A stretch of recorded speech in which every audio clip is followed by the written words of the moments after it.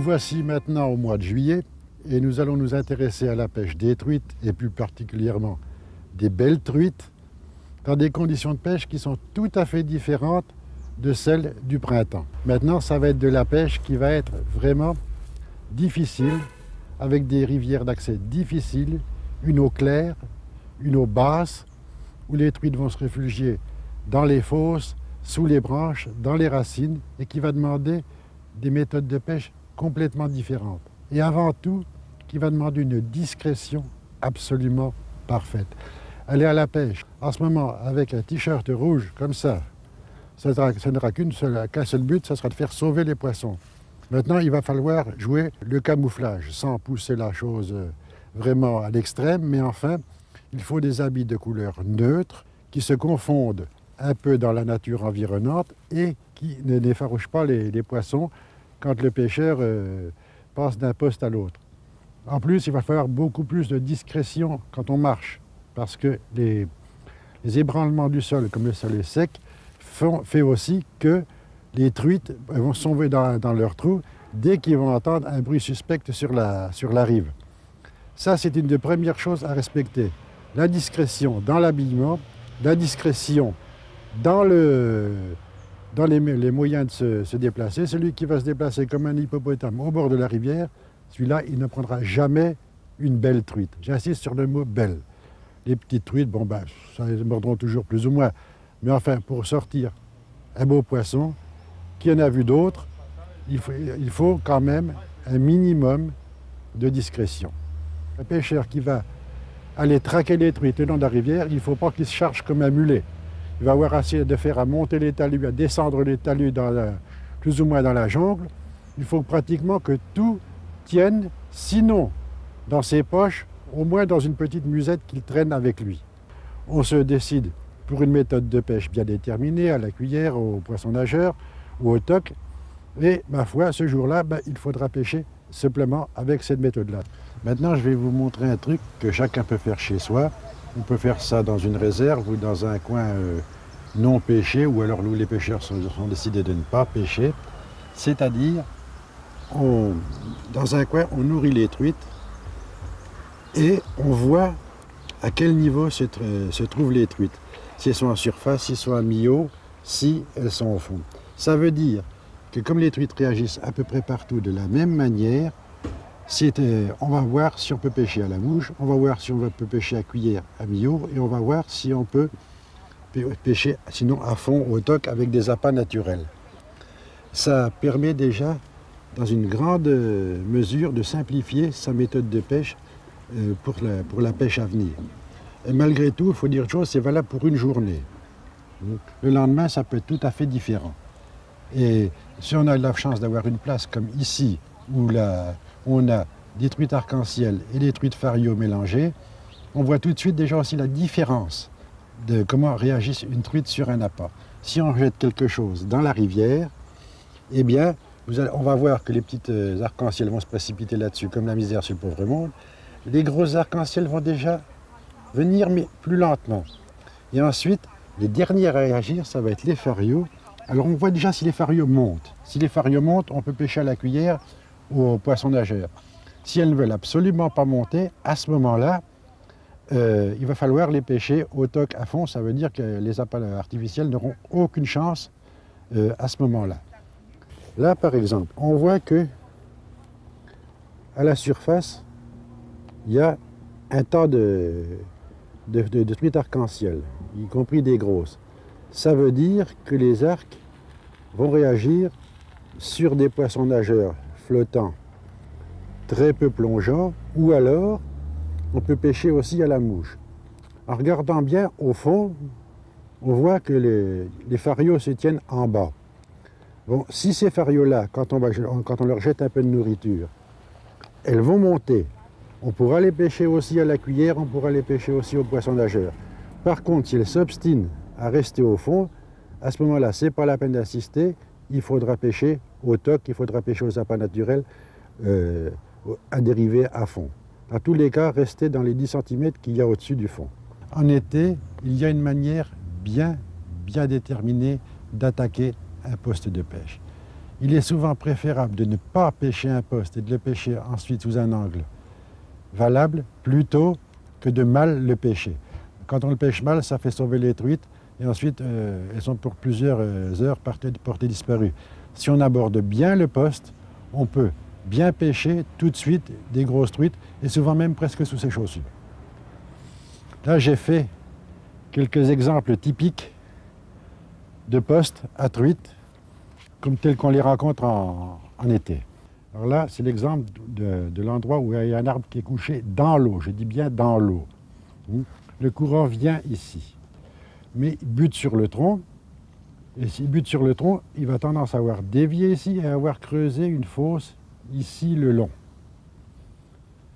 La position de pêche ici va être à peu près ici, c'est-à-dire qu'il faut lancer son leurre ici, ensuite le faire dériver sous l'arbre, la pointe du sillon dans l'eau, et ensuite on va bien pêcher la zone de la fosse avec les postes à grosses truites qui sont ici juste sous l'arbre. Comme ça, c'est plus profond, c'est là que se trouvent les grosses truites. Qu'est-ce qui se passe si on pêche de l'autre côté? Eh bien, on va lancer ici en début de fosse, ou même un tout petit peu ici, avec les risques d'accroche dans l'arbre que ça comporte. Et ensuite, votre cuillère, qu'est-ce qu'elle va faire? Elle va passer là. Mais là après, il n'y a plus de poissons, là. Les poissons, ils sont là.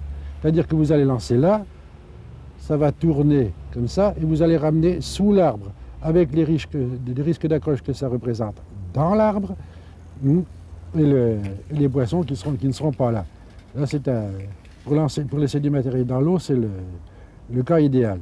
Maintenant, nous avons le cas de figure des branches d'un arbre ou de buisson qui surplombe l'eau. Mais les branches ne sont pas dans l'eau. À ce moment-là, il faut lancer en biais ici. En biais ici. Cette zone-là, il y a très peu d'eau. Vous allez laisser dériver votre leurre en mettant le sillon dans l'eau sous les branches et ensuite pêcher la zone plus profonde à le sillon dans l'eau sous les arbres où les grosses truites se tiennent. Si vous pêchez ici, vous allez lancer à ras de l'arbre, mais votre leurre va faire ça, il va ressortir tout de suite ici. C'est-à-dire que toute la zone intéressante qui est derrière là ne sera pas pêchée. Là, vous aurez peut-être 1,50 m de pêché, tout le restant ne sera pas pêché. Donc, toujours se tenir à ce moment-là du côté de l'arbre en passant par-dessous. Bon, maintenant, nous allons voir un cas de figure où il y a un caillou, un rocher. Ça peut être un tout petit caillou, mais ça peut être aussi un gros rocher dans l'eau. Il n'est pas tellement au milieu de la rivière, il est un peu sur le côté de la rivière. Derrière ce caillou-là, il s'est formé un remous, ici, qui est effectivement un poste à bonne truite. Alors là, c'est un des cas où il faut jouer aux Indiens. C'est-à-dire il faut venir ici extrêmement discrètement, vraiment sur la pointe des pieds, avec une canne assez longue, entre 4 et 5 mètres, téléréglable si ça va, et pêcher, passer la canne par-dessus le rocher et laisser tomber son appât juste derrière le caillou dans le remous. Si vous pêchez au toc, c'est parfait, là vous n'aurez pas de problème. Pêcher avec ou lancer, c'est plus difficile parce que vous allez revenir comme ça. Là, il faudra procéder soit au toc, soit alors pêcher avec un leurre souple à tête plombée, très légèrement. C'est-à-dire que là, vous allez passer votre leurre souple par là-dessus avec la canne, le laisser tomber là, et ensuite dandiner sur place en lâchant un petit peu de fil jusqu'au bout. Ça, c'est la manière la plus efficace qu'il y a pour tenter une truite dans un coin assez biscornu. De l'autre côté, où le caillou est plus éloigné de la rive, c'est déjà trop loin. Là, même si on est obligé de lancer, si on lance tout de suite derrière, là, si la truite n'a pas pris au premier coup, là, votre leurre s'en va par là, on est hors de la zone où les truites se tiennent. Bon, le dernier cas qui se présente souvent, c'est qu'on a le courant principal ici, et un petit affluent, un ruisseau, un rue, qui vient se jeter dedans. Qu'est-ce qui se passe? Ce courant-là, plus ce courant-là, ont creusé une fosse ici, parce que la rivière n'est pas plus large ici que ici, mais il y a un apport d'eau supplémentaire. Donc s'il y a un apport d'eau supplémentaire, ça creuse. Donc ici, nous allons avoir une fosse. Au-dessus de la fosse, ici, il y a souvent un haut fond avec 15 ou 20 cm d'eau, pas plus, et ça descend tout de suite. Où est-ce qu'il faut pêcher? Si on peut. Ça, c'est pas évident. On se met ici et on pêche la fosse là. Seulement, on risque de déranger les poissons parce qu'on les a pratiquement sous les bottes. Le poste, l'idéal pour pêcher, c'est ici. Parce qu'ici, on est déjà assez loin de la fosse pour ne pas effaroucher les poissons. Si on lance en pêche-hamon sur le faux plat, surtout le soir, il y a des truites qui montent là-dessus. On peut déjà prendre des truites dans l'embouchure du rue. Ensuite, votre leurre va descendre dans la fosse. Là, ça va être un très bon poste parce que les truites attendent la nourriture qui vient de la rivière là et qui vient du rue, ici. Ensuite, on pêche la fosse en pêchant en travers et ici, on va avoir les postes à grosses truites. Toujours en bout de fosse. Si vous vous mettez du côté rouge là, vous allez avoir les truites à 20 cm devant les pieds. La seule chose que vous risquez de faire avec le moindre mouvement, c'est de faire évacuer toutes ces braves dames. Donc, toujours pêcher de l'autre côté en pêchant l'embouchure du rue sur le faux plat, surtout le soir, le début de la fosse en assistant bien, ensuite laisser dériver, mais en moulinant tout doucement jusqu'ici, et ensuite pêcher les grosses truites qu'il y a derrière en bout de fosse. Alors les grosses truites, vous pouvez les pêcher soit en dérivant ici, ce qui est mieux parce qu'ils attendent de la nourriture qui vient d'en haut, donc il faut faire de la pêche amont. Maintenant, si ça ne va pas autrement, il faut toujours faire de la pêche aval et essayer de revenir ici. Mais en aucun cas se tenir de ce côté-là de la rivière parce que là, ça va faire sauver les poissons. Le premier montage que j'emploie régulièrement, c'est un montage pour pêche à dériver avec une monture toute simple. Hameçon, une plombée, soit en deux parties comme ici, quand c'est un peu profond, et un petit flotteur qui est très exactement équilibré. Sinon, plombée décroissante de ici à ici, c'est-à-dire un tas de petits plombs qui vont en grossissant jusqu'à ce plomb-là, de manière à avoir une meilleure présentation de l'appât, et un flotteur amovible. Ça, c'est le modèle de base pour toutes les pêches avec des appâts naturels en été. Une bonne présentation du leurre, toujours en avant du flotteur. Le montage que je vais vous présenter là, c'est une alternative de la pêche au toc, surtout pour pêcher dans les fosses qui sont, disons, plus de 1,50 m. Nous avons toujours le bas de ligne qui vient ici jusqu'à un émerillon, mais pour que ça descende plus vite, il faut un gros plomb que je mets toujours sur un bas de ligne séparé et qui a la possibilité de coulisser ici sur le fil quand on a une touche pour rendre un peu la main. Bon, ce montage-là est un montage qui est fait pour des pêches assez difficiles, de truites qui se cachent sous les racines, mais vraiment profond. Mais enfin, c'est une bonne alternative pour une pêche normale avec laquelle on n'arriverait pas à les atteindre.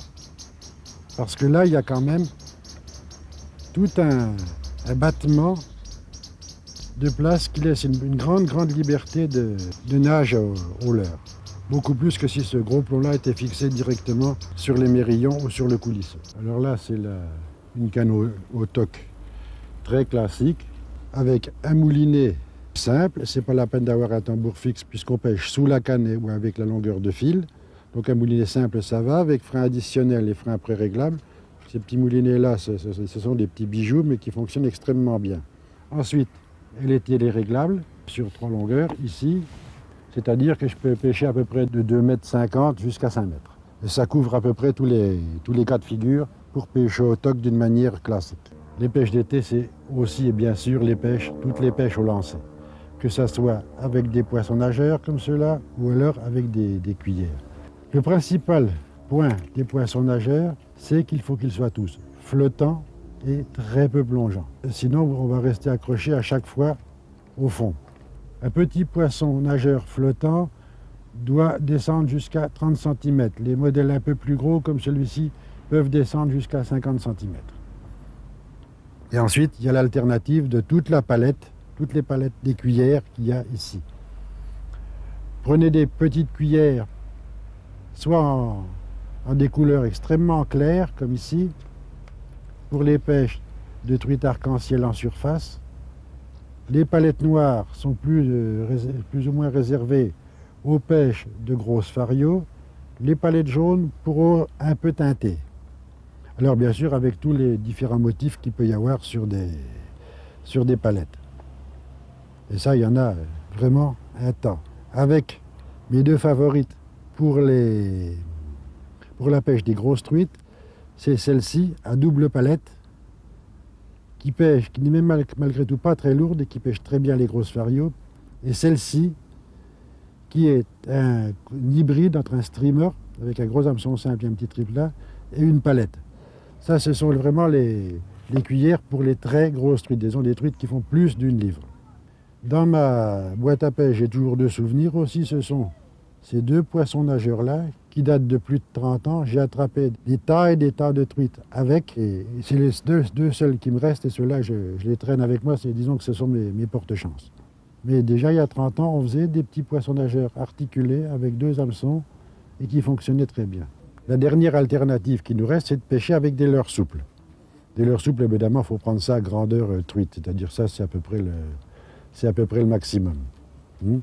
Ces leurres souples, on peut les présenter soit avec une petite tête de plombée, comme ça, ou alors, si on veut pêcher sous des branches ou les faire dériver, à ce moment-là, on prend une tête flottante, comme ça. L'intérieur, ça doit être du polystyrène ou de la mousse relativement dure. Et pour les pêches très très difficiles, on peut aussi prendre des leurres souples, mais regardez la taille. Ça, c'est un leurre souple pour pêcher les truites quand ça va très très mal. Et avec ça, on fait souvent des belles truites. Par contre, c'est du sport après pour les sortir. Un dernier point, mais qui est très important. Quand vous pêchez au leurre naturel en été, employez un sac. Comme ça, c'est un sac isotherme. Sinon, au bout de quelques heures, vous aurez vos vers, vous aurez vos appâts naturels qui seront transformés en cendres et en poussière et vous ne pourrez plus pêcher. Ça, c'est un sac qui se passe dans la ceinture avec un bâton de congélateur dedans pour tenir au frais. Et comme ça, vous pouvez pêcher toute la journée sans aucun souci. Sinon, en laissant les vers dans une boîte normale, en l'espace de 2 heures en été, ils sont complètement fichus.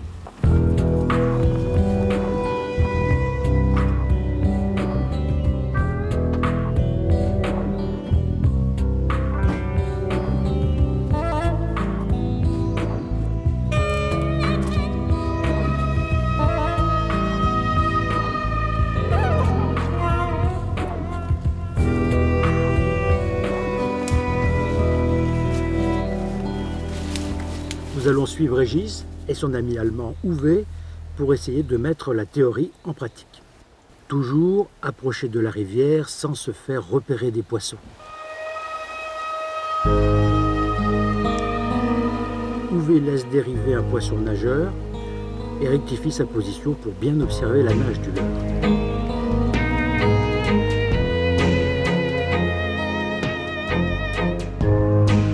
Une première truite s'est laissée prendre.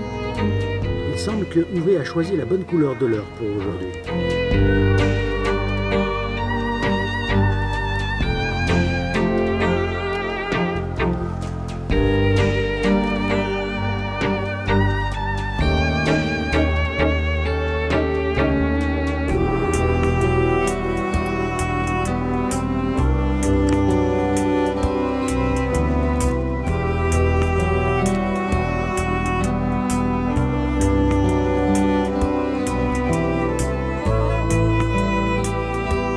Est relâché et paraît ne pas avoir trop souffert de son combat.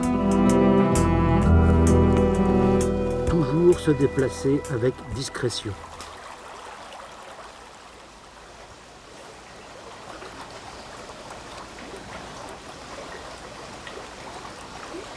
Uwe continue sa pêche avec le même poisson nageur, qu'il ramène par à coup en maniant sa canne, la pointe en bas pour mieux le diriger. À chaque sortie du leurre, il est important de vérifier qu'il est toujours en état de bien travailler.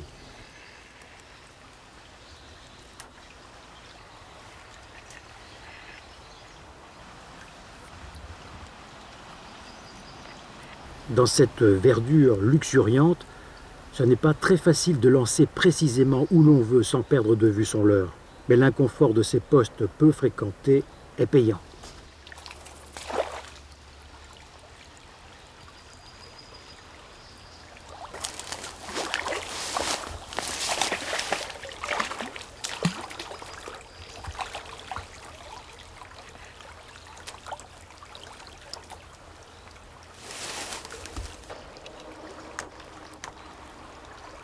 Pour l'instant, les truites pêchées sont jolies, mais pas encore aussi grosses qu'on le souhaiterait. Elles font la maille réglementaire, mais elles méritent de grossir encore un peu.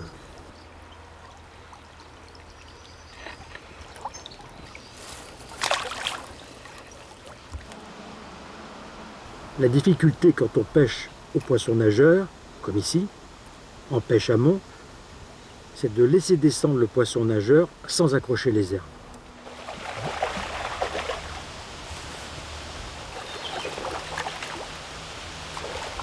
Une nouvelle belle truite de belle taille, toujours avec le même poisson nageur, c'est vraiment la couleur du jour.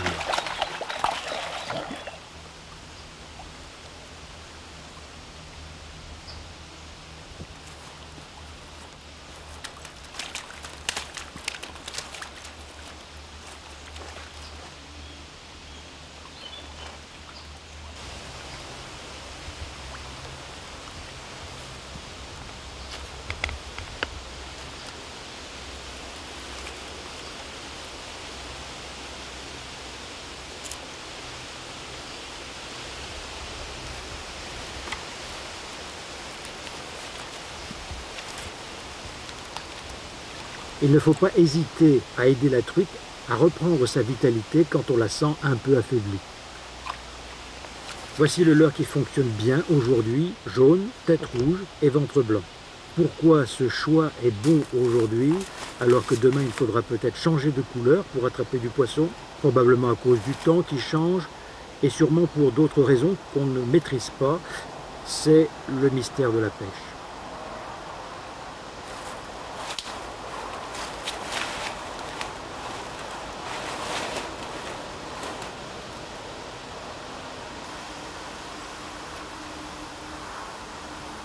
Le problème, quand on pêche dans des coins aussi sauvages, c'est d'arriver à trouver des postes d'où l'on peut lancer correctement.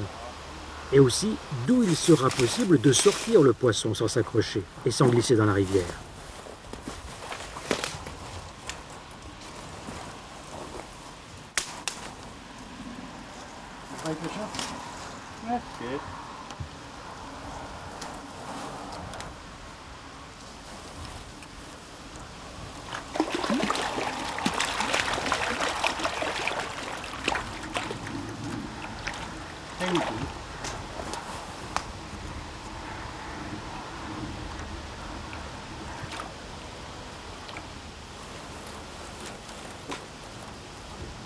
Encore une belle truite. Celle-ci s'est jetée sur le leurre et peut-être en voulant l'éviter au dernier moment, elle s'est faite accrocher sur le côté.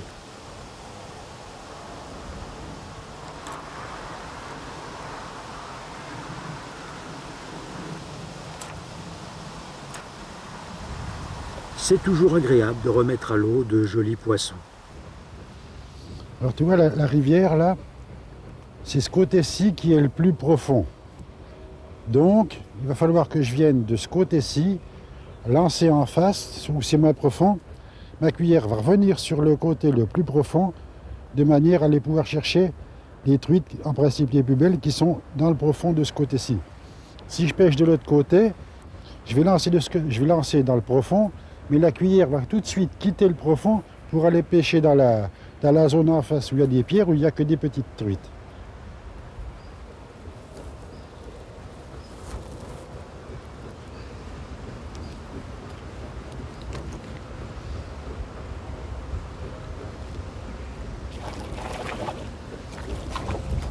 Et c'est petit. Mais c'est pas grave, c'est une petite.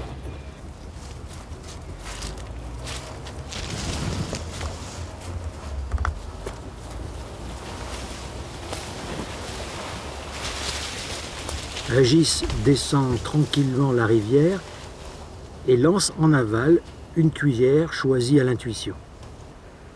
On l'essaie, et si ça ne marche pas, alors qu'on est persuadé qu'il y a des truites, eh bien sans trop tarder, on change de couleur, en espérant utiliser celle qui attirera les truites. À cet endroit, Régis est tombé sur un rassemblement de petites truites. Profitez quand l'eau est claire pour vérifier que la cuillère tourne bien. Comme les truites là, elles suivent juste, mais elles ne mordent pas, donc je pense qu'un changement de couleur serait le bienvenu. La couleur ne doit pas leur plaire outre mesure.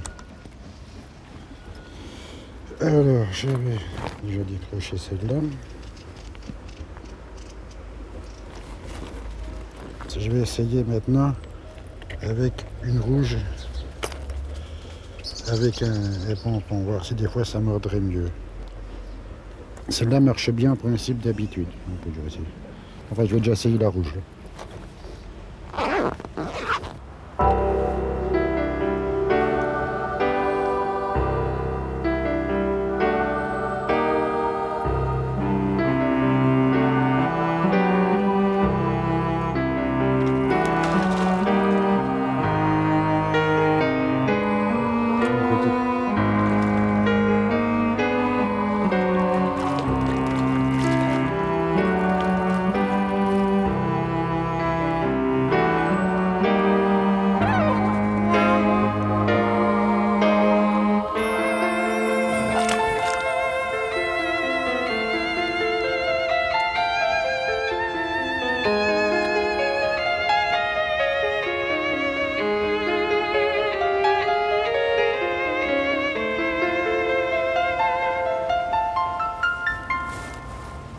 L'avantage aussi d'avoir une canne assez longue, c'est qu'on peut passer quand même relativement bien par-dessus les herbiers.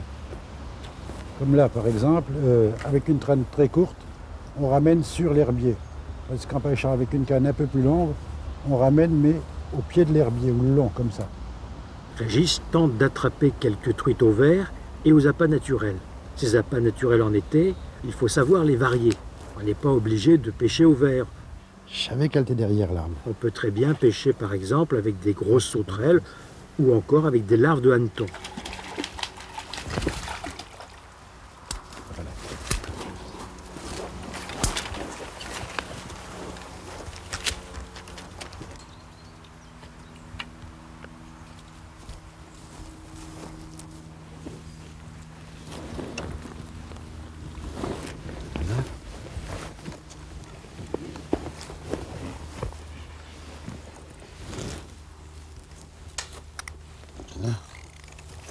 Avec les hameçons sans ardillons, tu vois, on peut tout de suite la remettre à l'eau. Et maintenant, un peu de gymnastique pour changer. La pêche à la truite dans des endroits un peu sauvages, c'est une pêche sportive et parfois périlleuse.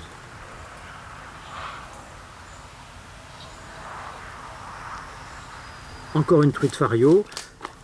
Actuellement, elles ont toutes à peu près la même taille.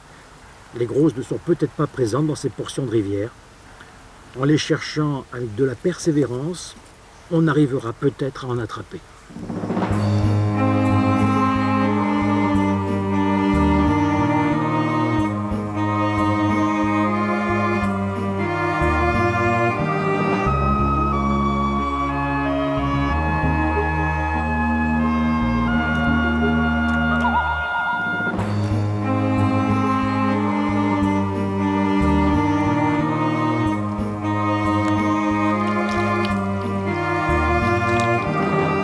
Pendant ce temps, Régis s'est positionné derrière une chute et sort une petite fario au vert.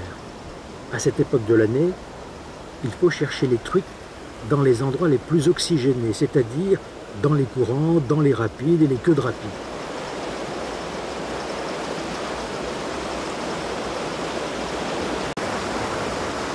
C'est précisément dans une queue de rapide que Uwe a ferré une belle truite fario.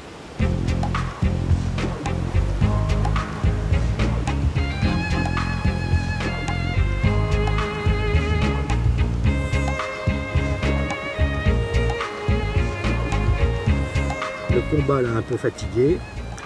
Avec ses 5 ou 600 grammes, il est prudent de l'épuiser.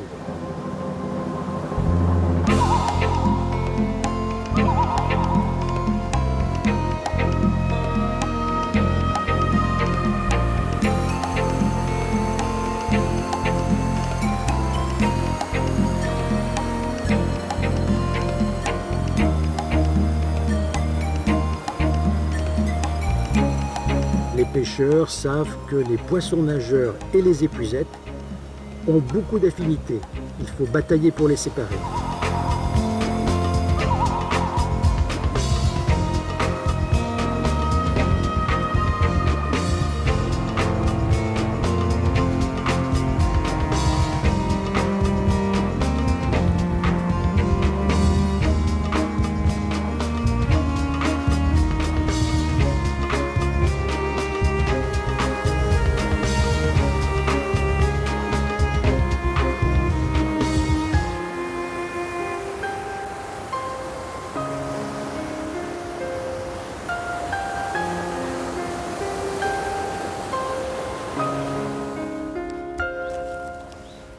On lance la ligne, le poisson nageur se met dans l'axe et ensuite on le ramène par à-coups. Une fois lentement, on tire un petit coup plus rapidement, une fois lentement, on tourne un petit coup plus rapidement. Il est évident que pour ce genre de pêche dans très peu d'eau, il faut prendre un poisson nageur flottant et très peu plongeant. Plus on mouline vite, plus le poisson nageur va aller profondément. Avec un poisson nageur de ce type-là, la profondeur maximum de nage atteinte est à peu près de 50 cm. Il faut regarder quand on achète le poisson nageur, sur le côté de la boîte, il y a toujours marqué la vitesse, la profondeur de nage maximum quand on récupère.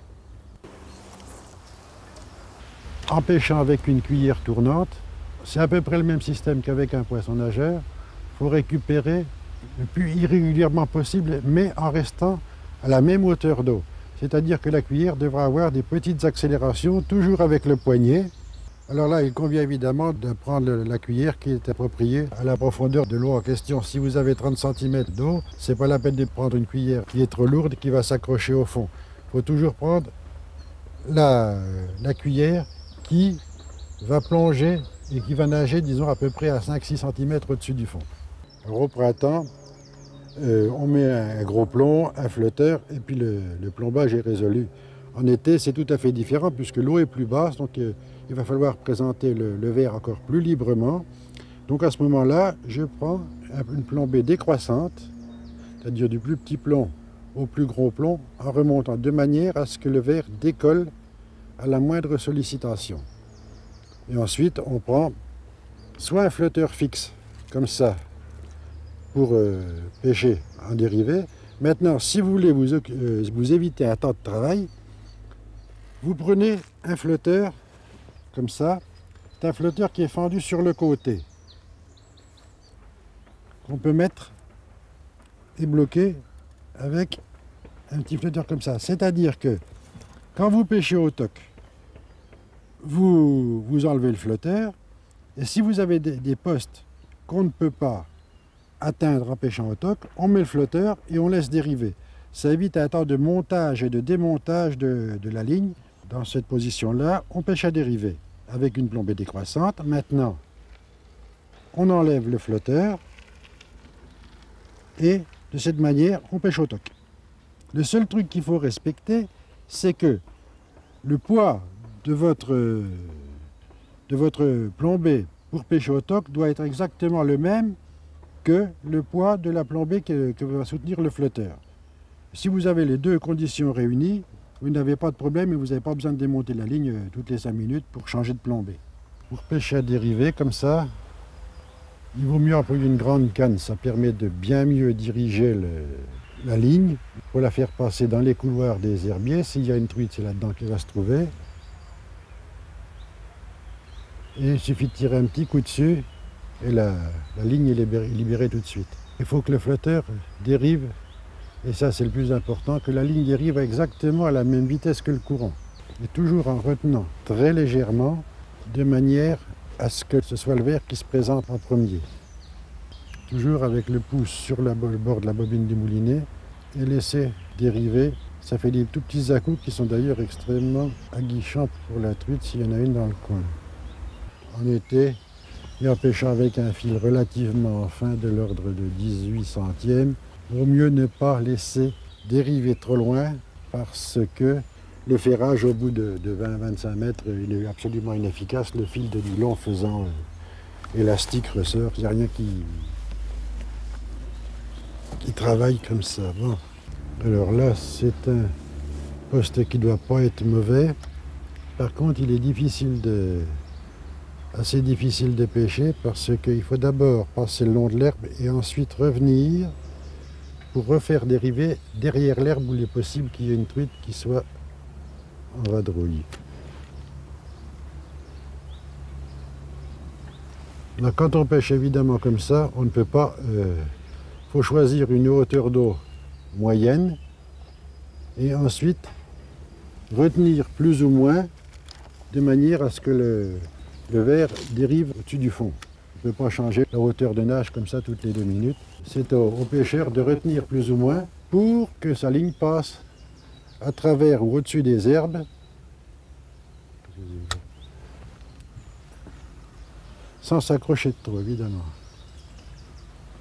Et en forçant un peu, il prend le truc. Voilà. Voilà. C'est le monstre du coin. C'était là. Le monstre du pont. La pupe. Le verre était plus gros qu'elle. Allez, on va la remettre à l'eau. Allez, file. Voilà, on passe d'abord le long de l'herbe là. Si des fois il y a une truite qui est sur le côté, comme ça, voilà. Et ensuite, on revient tout de suite derrière l'herbe là. De manière à ce que s'il y en a une qui est embusquée derrière les herbes, elle puisse prendre en même temps. Voilà. Et ensuite, comme on a une grande canne, on peut tirer dessus de manière à ce que la ligne revienne nager dans la zone où il n'y a plus d'herbe. Si vous lancez une ligne avec une plombée décroissante, si vous la lancez dans ce sens-là, le verre va mettre un certain temps à s'enfoncer, évidemment. Si vous mettez le verre comme ça en aval, la ligne va s'enfoncer tout doucement. Si vous voulez que ça pêche beaucoup plus rapidement, à ce moment-là, il faut la lancer dans l'autre sens, c'est-à-dire comme ça. Là, le verre descend beaucoup plus rapidement et beaucoup plus rapidement en position de pêche. Il viendra comme s'il était libre. Et en été, c'est ça qui compte, c'est la liberté toute relative que votre appât doit montrer.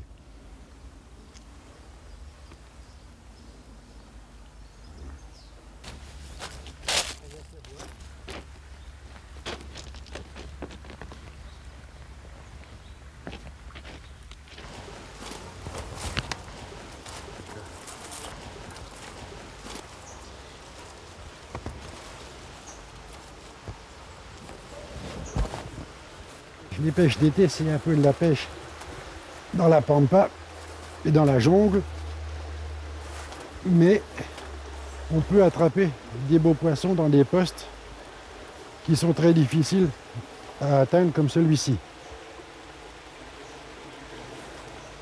Il faut faire attention où on met les pieds parce que ça glisse. En plus, il y a les ronces en travers, mais ici, normalement, ça devrait être un poste pour une belle truite. On a toujours bien veillé à ce que le verre soit bien enfilé et que la pointe de l'hameçon reste dans le verre de manière à s'accrocher le moins possible. Alors maintenant on vient tout doucement juste au bord là, en essayant de faire le moins de bruit possible et de se faire le plus discret possible. Et on laisse tomber le verre à peu près au niveau du petit courant qu'il y a là. Pas complètement le courant, au niveau du petit courant qu'il y a là. Maintenant, on va voir s'il y a quelque chose à cette place-là. J'espère que la souche est assez solide.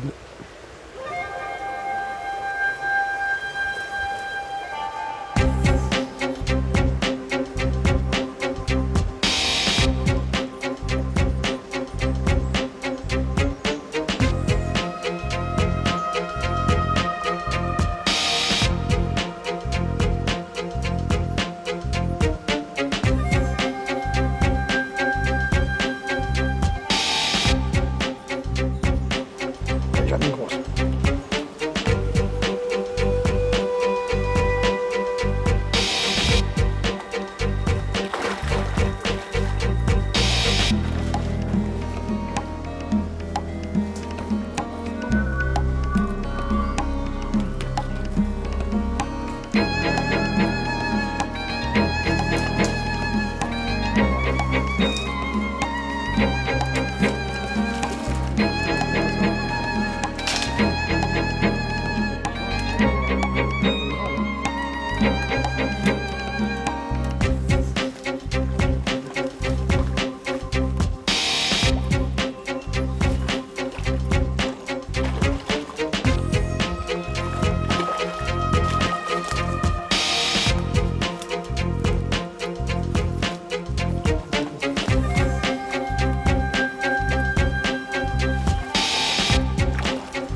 continue de l'avoir, tu la mets comme ça là.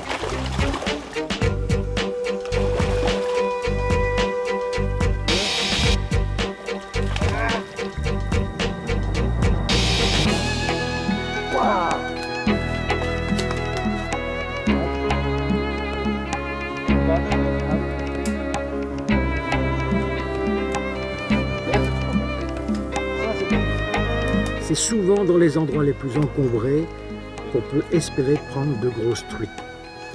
Celle-ci est estimée à plus de 3 kg. Elle méritait que Régis affronte les difficultés du terrain.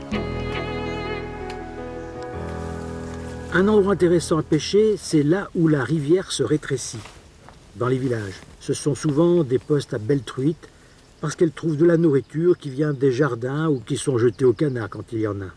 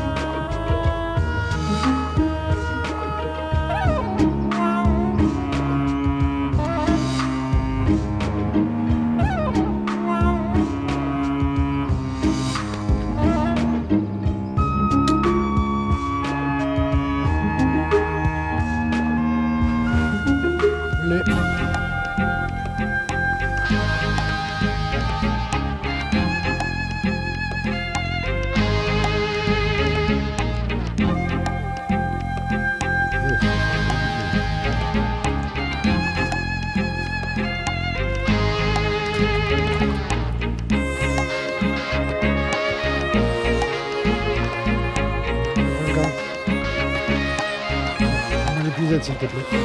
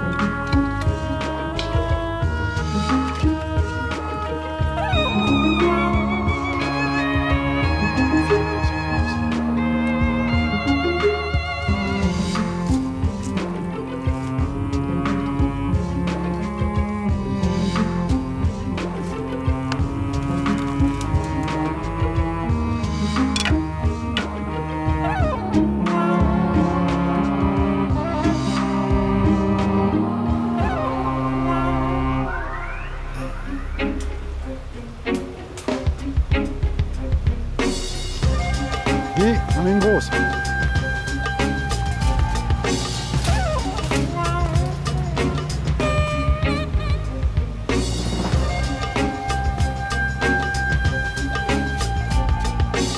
Ça, c'est une arc, ça.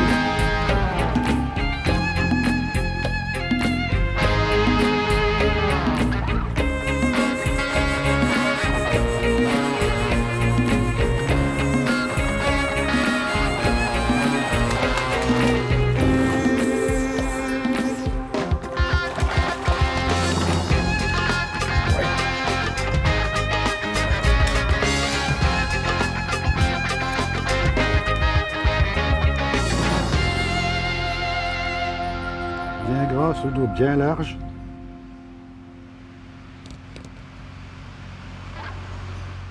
Vous avez vu maintenant qu'avec des conditions de pêche difficiles, on peut faire des truites et des belles truites.